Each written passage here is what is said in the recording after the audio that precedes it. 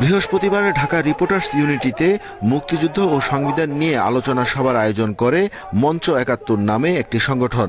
সভায় যোগ দিলে সাবেক মন্ত্রী আব্দুল লতিফ সিদ্দিকী, অধ্যাপক হাফিজুর রহমান কার্জন ও সাংবাদিক মঞ্জুর আলম পান্নাকে অবরুদ্ধ করে জুলাই যোদ্ধারা। পরে ডিবিতে নেয়ার পর মোট ১৬ জনকে গ্রেফতার দেখানো হয়। শুক্রবার শাহবাগ থানায় সন্ত্রাস বিরোধী আইনে মামলা করা হয় গ্রেফতারকৃতদের বিরুদ্ধে। আসামি করা হয় ১৬ জন সহ অজ্ঞাতদের। রাষ্ট্রপক্ষের আইনজীবী জানান, মঞ্চ ৭১ প্রতিষ্ঠা হয়েছিল ৫ আগস্ট। স্বৈরাচার পতনের দিনকে স্মরণ করেই সংগঠনটি প্রতিষ্ঠিত হয়েছে বলে অভিযোগ করেন তিনি। বলেন, স্বৈরাচার হাসিনাকে ফিরিয়ে আনার লক্ষ্যেই আসামিরা জড়ো হয়েছিল।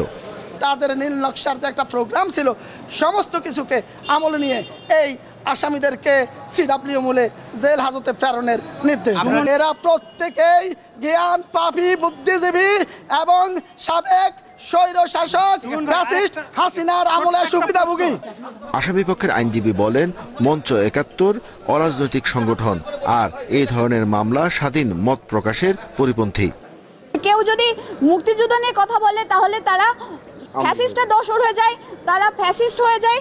কারোর কোনো এখন বাক স্বাধীনতা নেই। বাংলাদেশের যে কনস্টিটিউশন, সেই কনস্টিটিউশনের ৩৯ ধারা অনুযায়ী এই বাংলাদেশে এখন স্বাধীনভাবে মত প্রকাশের কোনো সুযোগ নেই। লতিফ সিদ্দিকী কারো ওকালতনামাতে পর্যন্ত সাইন করে নাই। তিনি বলেছেন, এখানে আমি ন্যায় বিচার পাবো না, এখানে আমি কোনো সাইনও করব না।